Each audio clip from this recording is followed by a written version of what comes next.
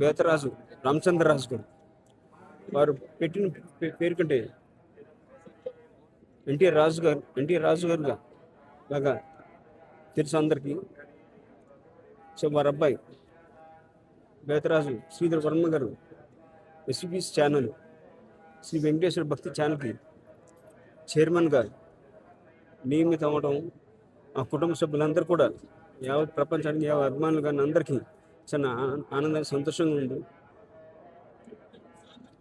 ఆయన ఈ పదవికి అర్హుడైన, ఎందుకంటే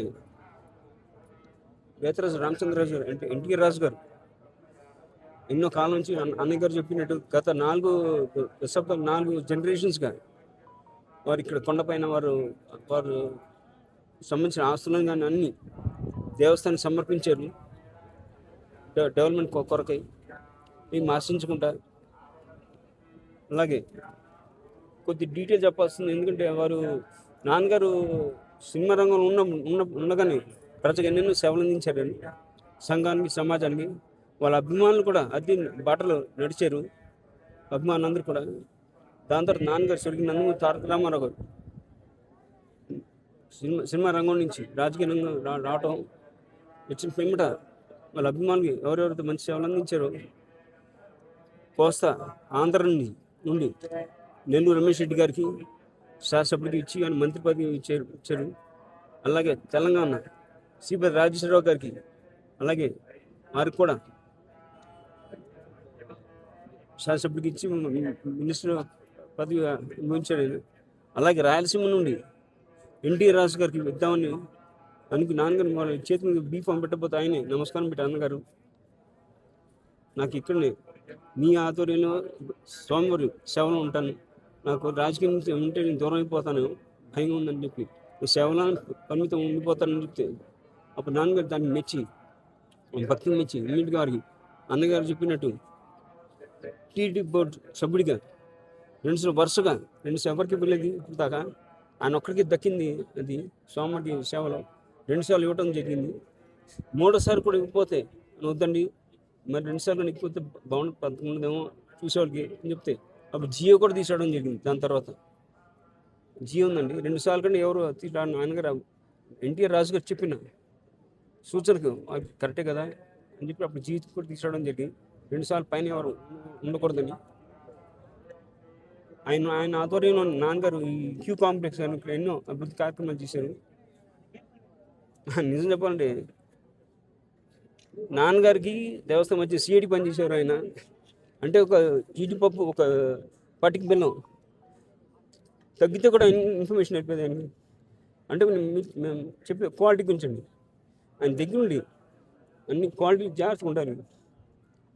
మహానుభావుడైన రాజు గారు వారి బిడ్డ శ్రీధర్ వర్మ గారు ఆయన బాటలో నడుస్తూ ఇద్దరు మహానుభావులు నాన్నగారు ఎన్టీ రాజు గారు ఇద్దరు ఆశిస్తూ ఉంటారన్న. సరే ఆయన కూడా ఎస్బీఎస్ ఛానల్ చైర్మన్గా అవును చాలా ఆనందదాయకం. వాళ్ళ సుఖశాంతత రోగాలతో ఎస్బీఎస్ ఛానల్ని ముందుకి మన ఎన్నో శిఖరాలకు తీసుకెళ్తారు నమ్మకం మా అందరికీ.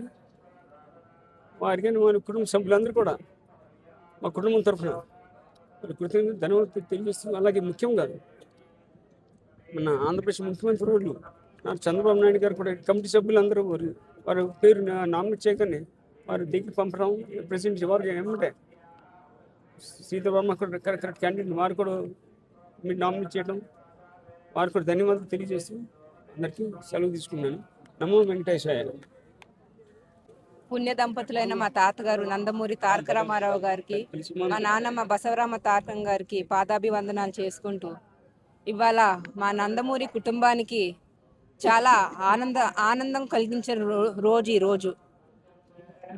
ఎందుకంటే బెటరాజు రామచంద్రరాజు గారు అనగా మా పెద్దనాన్నగారు ఎన్టీఆర్ రాజు గారికి ఇవాళ గౌరవం దక్కిన రోజు ఈ రోజున. మన ప్రభుత్వం ఇచ్చిన గౌరవం ఆయనకి విలువ కట్టలేనిది.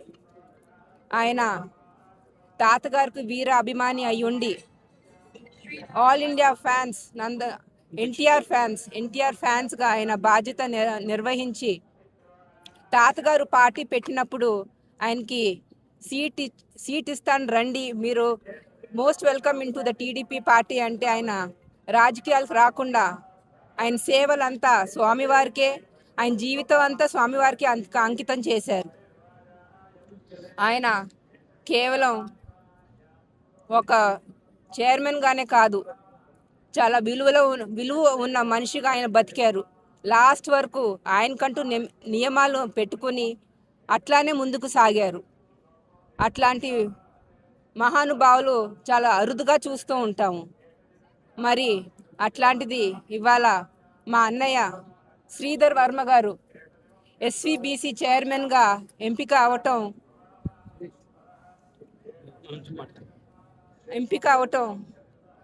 దివి నుంచి తాతగారు మరియు మా పెద్దనాన్నగారు ఆశీస్సులతో, ఆ భగవంతుడు ఆశీస్సులతో ఆయన చైర్మన్ అవటం జరిగింది. అట్లానే ఆయన ఆ చైర్మన్కి పూర్తి న్యాయం చేస్తారని కోరుకుంటూ సెలవు తీసుకుంటున్నాను. ప్రభుత్వానికి అట్లానే ప్రభుత్వం ఇచ్చిన గౌరవానికి కూడా టీడీపీ పార్టీకి నా కృతజ్ఞతలు తెలియజేసుకుంటున్నాను.